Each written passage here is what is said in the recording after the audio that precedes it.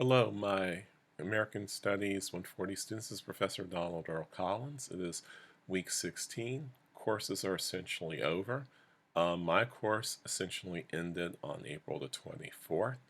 So this is really my final sort of goodbye to all of you as students in this course. Um, for those of you, and there are a couple of you who have not turned in your final drafts of your project, group or individual project, and it's too late. Even if you got in something to me 2 seconds after I submit this recording to the class today, your final draft essentially will have a 0, and I have to calculate that versus the other drafts that you did for the course. So if you did at least a first draft, you're probably not going to fail this part of the course, but your grade's probably going to range between a 60 and, I don't know, a 77. You can't get a C plus on something that you only did a first draft on and never submitted a second draft for. If you didn't turn anything, and then yeah, you might have a 0. You might fail, and that definitely will affect the overall grade for the course. But I think that's only 2 people, maybe 3, that are falling in that category. So let me say something real quick about what people turned in, and where we're going from there, and then final thoughts about the course as a whole, and then move on. So. So I am really, really happy about what I've seen from most of you. I'm not BSing on this. Some of you have turned in some of the most unique projects I have seen since I've been teaching this course. This is the 8th time I've taught this course in the past 3.5 years. And I've taught a version of this course at my other university way back in 2008. So um, dealing with child poverty, dealing with parts of the city no one's ever dealt with before, dealing with issues around Filipinos as immigrants and as American citizens living in the DMV and in DC, dealing with you know structures and specific issues around those structures and gentrification and suburbanization and other issues. Um, Dealing with punk music. The range has been getting greater with each semester, and with me taking off more and more restrictions of what you can do. And there is a lot people can do. They're just the problem is folks still fall. There are some folks who still fall in line of trying to do things that, quite frankly, students try to do every semester, and with each passing semester, and combine that with the disengagement of the semester that we've had, this yo-yo semester, crazy ass semester that we've had, some of you basically decided to use lecture notes as your primary source, which is great for a test, but not so great for a project, especially a project where you're supposed to be doing your own independent research, your own independent sort of gathering of other sources to try to tell the story of a community or a group of people or whatnot. So for those of you who went in more rote directions, it probably is reflected a bit in your grade. It will be reflected in your grade once I submit the numerical portion of your grade, but certainly reflected in what I've said about your project up to this point through the second draft, and about your presentations to some extent as well. Some of you remained hard-headed or recalcitrant and decided to do what you wanted to do anyway, or a version of what you wanted to do anyway, and therefore um, made few, if any, improvements of what you had before, despite what I said about, well, you need to do X, you need to do Y. You probably should do Z, and add, 1, 2, 3, 4, and, X plus 4 to whatever you're trying to do if you want a better grade. And some of that's because you refuse to accept what I've been teaching in this class, and some of this might just be because you're burned out, and some of it might just be you're lazy. Maybe it's a combination of all those things. I don't know. I mean, my judgment as far as why people are doing what they're doing only comes in with years of observing students and how students act, especially when students don't like what they're being taught, or especially since I refuse to confirm their paradigms and stereotypes. So, and since this is a course where I have to be the anti-stereotype all the time, it's probably kind of disillusioning, confusing, causing an error code to come up for some students as well. Anyway, but that only is maybe out of 15, 14, 15 projects and group and individual projects, we're talking 3 or 4. So most of you nailed it. Most of you did the basics right. Most of you were able to produce some sort of very good independent thought. Even if you didn't get all the things right, even if you missed certain things and whatever, I could tell you learned something. You got something out of the class. And for me, that's, as a professor, that's all I can really ask for. And since most of you did that, I'm generally happy with what you did. And it should be reflected in your grades when grades come out. So that's a nice way of saying that I would be very surprised at the end of this that most of you don't end up with A's and A minuses. Most of you, not all of you. I'm not promising that. I'm saying that I would be very surprised when I do the grades if most of you somehow fell outside of those 2 grade categories. So okay, so that where are we? Well, we're in the interim period before finals. I plan on getting my grades in no later than Thursday, which means that everyone needs to finish commenting on each other's work, each other's projects and presentations by the end of the day, roughly, between, say, 5 p.m. and midnight on Wednesday, April the 27th. Why? Because my wedding anniversary is Thursday, and I don't plan on working very much that day. So there's that.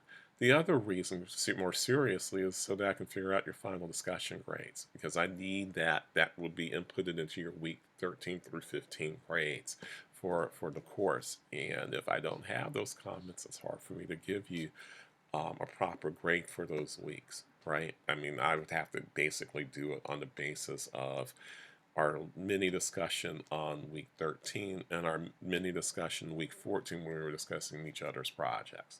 And for some of you, that basically means, not so great a grade since some of you didn't participate really at all.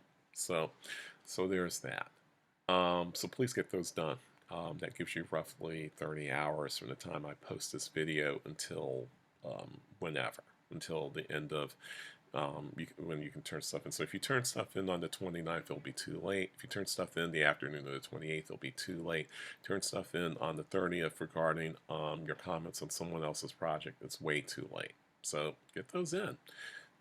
For most part, these projects have been sitting there for people to comment on for at least a week now. So there's that. And then finally, course is over. People have made their comments and reflections about their course. Mostly been positive, not all have been positive. I'm sure for some of you this has not been a positive experience. Some of you it's been a disillusioning experience. Some of you it's been a completely disengaged experience. So how much am I at fault? Yeah, I'm pretty sure I'm at fault in some respects because some of you probably think, oh, you only care about your own opinion, which is some. No, I don't care about my own opinion. I care about hearing what other people have to say. But if you don't back it up with evidence, if it's just a feeling, or it's because of what your mom and dad taught you, that's not sufficient evidence to go against anything I'm saying.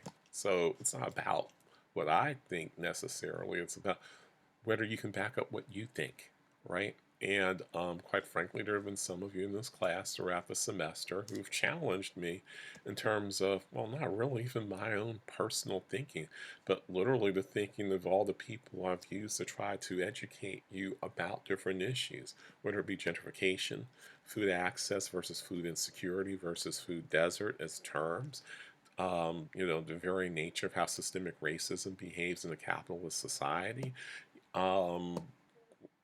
the pandemic, any number of other things. And, I understand that part of my job involves, being challenged on some things, but there's a difference between being challenged and just being outright, a butthead, for lack of a better word there. I've got like 5 other terms in my head, but all of which are inappropriate to use in this video, so I'm not going to use them. So there's that. But part of really the big theme for this course in terms of whatever has been going on is the fact of what is my job? My job is to teach the material based on the expertise I have and the way I see fit, so that for this particular group of students, not only do I meet you where you are, but I also help you understand that where you are is not where you need to stay. You need to kind of deal with the material in front of you, even if it makes you uncomfortable, even if it makes you feel bad. Simply because it makes you feel bad and makes you uncomfortable doesn't mean I shouldn't teach it, and doesn't mean that you shouldn't learn it, right? Right? There's a lot of things. Most learning in life is, comes with a bit of discomfort. You learn how to run a proper relay race, proper sprinting. That's a level of discomfort. You have to adjust your body. You have to work out. You have to strengthen your lumbar region and your and the muscles in your abs to do that. That's work. You don't just naturally suddenly run out of the womb at 22 miles an hour as a sprinter. You have to start building the blocks. This is a course that builds blocks around issues of culture and racism and sexism and geography and vast social inequalities, socioeconomic inequalities around all these different issues that we've talked about all semester. And so some of it's going to make you uncomfortable. Heck, do you think it's comfortable for me to talk about this in front of mostly white kids, most of whom grew up in middle class or affluent situations? So therefore I'm talking about poverty that you probably have never dealt with and never understood. Heck, I mean, dealing with this with middle class black and affluent, you know um, young adults is difficult too, because some of them refuse to accept that the vastness of the inequality that exists in our country, that they think, well, because we made it, everyone else can make it, kind of thing. No, that's not how things work. I wish it did. My life would have been a lot easier if it did work that way. But no, it doesn't work that way. And it's disillusioning and disheartening. And if you're already disengaged, maybe it makes you disengage further. But the reality is, it's my job to teach you.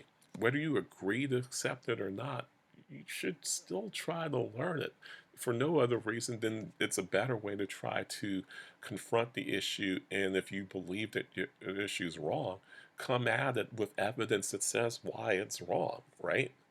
Mine's not the only perspective, to be sure, but if you don't present evidence, there's not much I can do to help you learn stuff without me tutoring you. And tutoring is a different job than being a professor in general, and a general educator. It's not my job to sit down with you to go through line by line something that you probably do understand but refuse to accept, just so that you know that. It's also not my job, generally speaking, to do things that are outside the purview of my job, like in the middle of a pandemic, taking people out on tours, or bringing food in to serve people, or let's have a battery of guest lecturers throughout a course, right? Especially for a survey level course. And while I've done all of those things with courses I have taught over the years, I have definitely brought food in for students to eat, especially towards the end of semesters when I want to get a better um, evaluative score from students. I've sometimes done it for that person, mostly because if I like the students and I enjoy working with them, sometimes I just feel the need to go, hey, let me, I cook pretty good too. Let me bring some food in. Certainly I've taken students out to see monuments, to understand the grid system in DC and other things. But between the weather, between the yo-yo nature of the semester where we were online for 3 weeks, and then we're in class for 4 weeks with 4 or 5 weeks with masks on, then we had masks off for 2 or 3 weeks, and then we had to put them back on, and with people in and out, because there are constantly there are people sick, not just from COVID, but from a whole variety of illnesses. People were having mental health incidences and episodes and all kinds of other things that were going on this semester. So how would I be able to count on folks who normally would be okay with, doing the guest lecture, but at the same time, no, can't do it. I've got 15 other things to deal with. My mental health isn't great either. Talking about some of the guest lecturers potentially. So no, I'm not interested in doing anything this semester. Or I can't guarantee your safety if you're in person, because some of the students probably won't be wearing a mask. Those kinds of things. So quite frankly, those are privileges, right? Those aren't required parts of anything I teach. It's not required for me to have a guest lecturer. It's not required that I take you as a tour guide of some sort in and around DC. Plus, here's the noted thing that most of y'all don't want to deal with. You're adults. Whether you believe yourself to be a full grown ass adult or not, you are over 18. If you really want to know something more about the District of Columbia or the DMV, you can leave campus. You've got weekends. You've got time that is not working, studying, hanging out with friends, or athleting in the case of the many athletes that are part of this course. But you can do, you have options. And speaking of the athlete part of the course, maybe that's perhaps why some of you felt so disengaged, so unaware of etiquette that you, instead of just saying Professor Collins, you would just call me hello, right?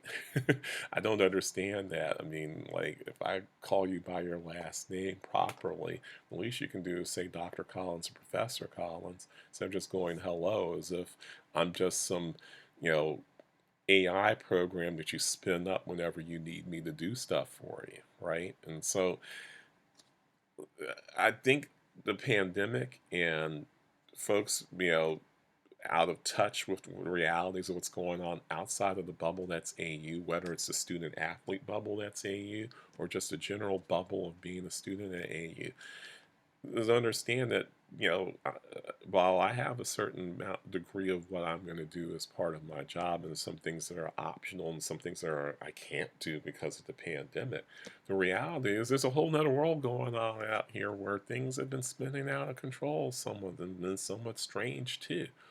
And so it's unfortunate that you happen to be going to school at this point in time dealing with these kinds of things, but that's the reality. And because you're dealing with these kinds of things, you can't expect me to be all things to all of you whenever you need me to be. And you can't act like you're a full grown ass adult one second and then act like a teenager the next and expect me to help you with things, right?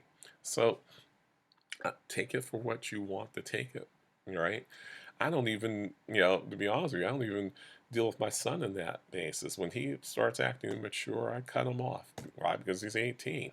Learn how to talk to me like you're something like a young adult, right? Instead of like you're 12 or 13 and whining about things all the time, right? And that's not to say that I don't appreciate the fact that people are dealing with mental health episodes. I don't appreciate the fact that people have been sick, that people are disengaged. I understand all of that. There are plenty of weeks I've come to the classroom where I haven't even wanted to be there, right? And that's the truth. And it has nothing to do with what's been going on behind the scenes in terms of adjuncts or anything like that. It takes a lot of energy, even under pre-pandemic conditions, to stand up in front of a classroom of 20 students, 15 to 20 students in any given week, not only to deliver a lecture, to run discussion, to answer your questions, to try to make sure you understand the things I'm trying to teach you, to try to get you engaged on some level, whether it's through music or through other means, whatever it takes to try to get you to learn the material. That's my main job. And while some of you, I fully appreciate that some of you, probably more than half the class, really took to the class, understand too that I have to deal with the whole class. And when you see the whole class and a substantial number of people who the only thing they're doing is frowning with their arms folded like this for an entire semester, you feel like you haven't really done your job. And so for those of you who really do feel like you've gotten something out of the class, that's great. I'm glad you did. I'm so happy that you did, because it's why I do this. It's ultimately why I do this, is so that you come away with something that you can, that might be useful to you, whether it's about DC specific or about yourself or about understanding the relationship to DC and the larger country or any number of other things, whether it's intellectual, personal, emotional, psychological, even spiritual, right? So that's great. For those of you who feel like that, my job is to basically pamper you, hold your hand, um, make sure you feel good because you have some sense of entitlement, where it's racial, socioeconomic, educational, otherwise. Well, I did the best that I could. It might not be good enough for you. I'm sorry about that, in the sense that that's how you feel, right? But I'm not sorry for being the person I am, because this is, I'm working on 3 decades worth of experience doing this. And there are certain things that I know I'm supposed to do, and there's some things I'm not going to do because it gives you an advantage over other people when I do those sorts of things. So, in sum, this has been the toughest semester of teaching I've had in a really long time. I have not had to deal with this level of whatever really since my first year, full year teaching as a graduate student, which was in the spring of 1993. I've had semesters where students have sat around and said, hey, let's get this guy fired because we don't like him, or because they think I'm too tough a grade, or gotten mad at me because I failed to focus an LCD projector and took it out of me. Who've told me my class is boring and all kinds of other stuff. Who tell me I talk too much about race in classes like American and African American history. In the class that where most of the people who live in the city are not white, I spent too much time talking about race. It seems kind of ridiculous, right? But it's true. But all of that combined with the pressures from administration, students' expectations, my own expectations of myself, this was a really tough semester for me and really tough year as a whole. This class included. Um, and so, it was great to have all of you. Hopefully, I'll see some of you around in the future. Maybe not, perhaps. But even I'm kind of glad it's over. All right. So, have a good summer, all of you. If I haven't said this to all of you, have a good summer. Stay safe and sane, and try to stay in continued good health. For those of you who have not had good health, find your way to rest and good health, and some sense of peace and uh, renewal as the summer proceeds, that you're not working the whole time. And for those of you who are graduating, congratulations. Future AU alumni or alumna. And upward and onward for all of you. Take care.